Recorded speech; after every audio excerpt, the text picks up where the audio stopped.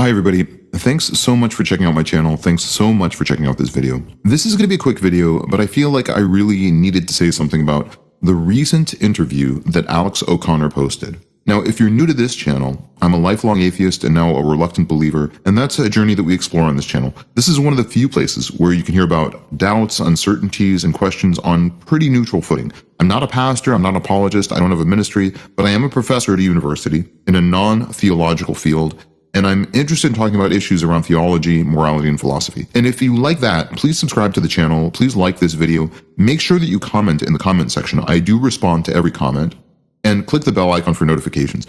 Now, all that stuff might seem pretty trivial, but it does really help us out as a new channel. So I made a response video to one of Alex O'Connor's videos in the past, and I'll link that here as well. But also, despite that, and despite the fact that we have disagreed about a lot of things, I've always expressed my admiration for Alex as a thinker and as a really insightful voice in philosophy and theology. So recently, just a couple of days ago, Alex made a video that seems like a pretty big sea change in his theological beliefs, and I wanted to make this video to respond. In fact, it was so important when I saw that video to respond to it that I dropped what I was doing and I'm working on another big video that I'll hope to put out next week. And I actually put that other video aside so I could comment right now on the recent video that Alex put up. All right, so there were two things that Alex said in his video that I think are really radical departures that we need to talk about. These two conclusions don't necessarily refute atheism, so I don't think we should take them too far.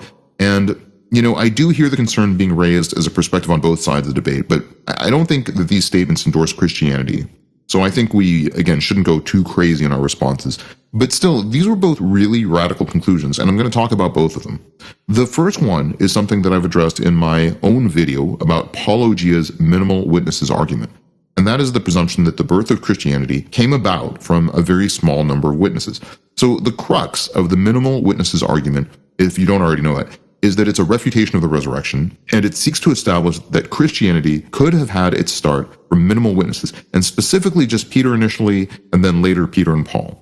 So Alex says something that really does shut this down. If you take this comment at its face value, it doesn't completely ruin the minimal witnesses argument, but it really does significantly nerf it. And that first comment is on the screen right now, and it's Alex's recognition that there was a community of believers initially in the resurrection.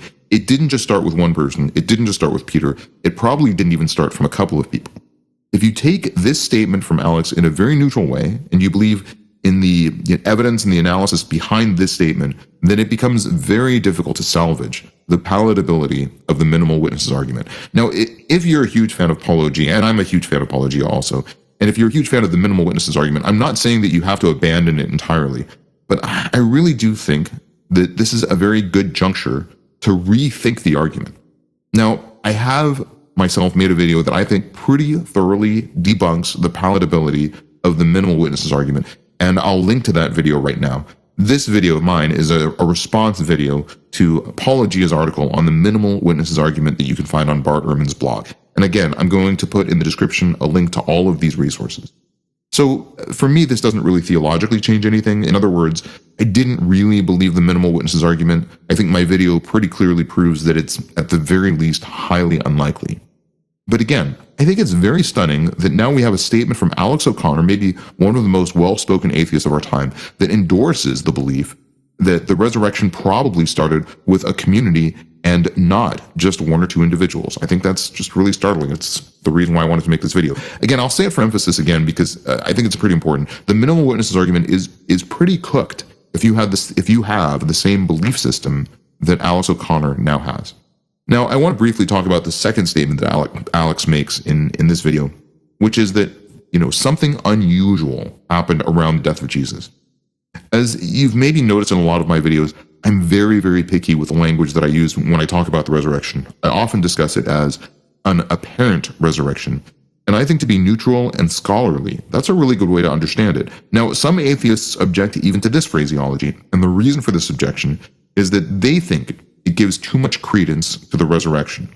I like this phraseology, and I've defended it because I think it makes the point that we can say that something unusual happened around the death of Jesus that galvanized a movement that should have otherwise dissipated. Now, I've again made a whole video about this topic, and if you want to check out that video, I'd really like that. It's a fairly neutral take on a lot of different arguments for the resurrection, and I'll link that right now. But as I've said in the past, I think it's pretty hard to make the argument that nothing unusual happened around the death of Jesus. I think Alex is reaching this conclusion as well. And, this, I think, precipitates out of a pretty dispassionate review of the evidence that's been vetted by the scholarly community and the academic community.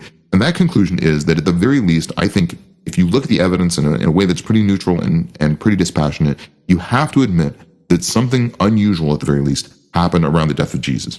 Now, I'm not going to go over all the evidence in this video because, again, I've already made a couple of videos about this conclusion, but I do want to talk a little bit about the theological significance of this.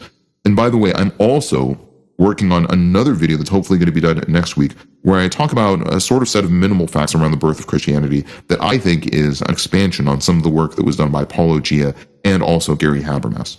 But again, the significance of this is that the birth of Christianity probably didn't come from mundane events. Something unexpected probably happened to subvert the expectations of what was the likely outcome from executing Jesus. As I've said in the past on a lot of videos, I think it's important not to get too wrapped up in the resurrection, though, and not to zoom in on it so much that you hyper-focus on it and you lose your understanding of Jesus as a teacher, Jesus as a revolutionary, Jesus as a spiritual healer of sorts, and Jesus as a radical. I think the events around the birth of Christianity are best understood through a broader focus than just focusing only on the resurrection events or the apparent resurrection itself. I've also shined a light on this in the past on the beliefs that a lot of other religions have about Jesus. This has been echoed by a lot of other thinkers throughout history, by the way, which is an understanding that Christians probably missed the mark a little bit by overemphasizing the miracles around Jesus too much and failing to focus on the insightfulness of Jesus as a teacher.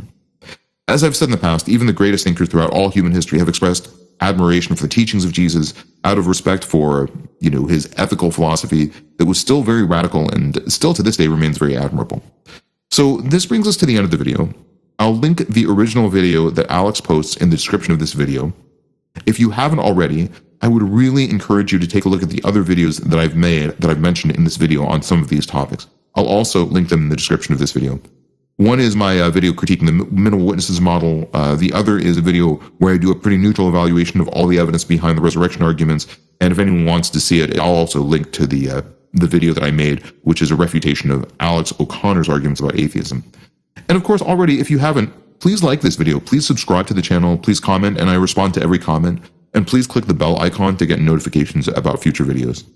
I've been thinking a lot about Alex's video in the last couple of days since it was posted, but it's not just important to me to articulate my own thoughts. It's also more interesting to me to know what all of you think. Did Alex torpedo the minimal witnesses argument? Tell me what you think in the comments. Do you think this makes Christianity more plausible? Are we focusing on the wrong things? Those are all questions that I have for all of you. Well, thanks so much for watching. I do think seriously that if you're an atheist, this is a good juncture to really earnestly and with humility think carefully about a massive body of academic writings. So please tell me what you think in the comment section. I know I'm asking a lot, but I'm also going to ask for one more thing now that you've reached the end of the video, and that is that I hope you all have a really wonderful day. Thanks so much for watching.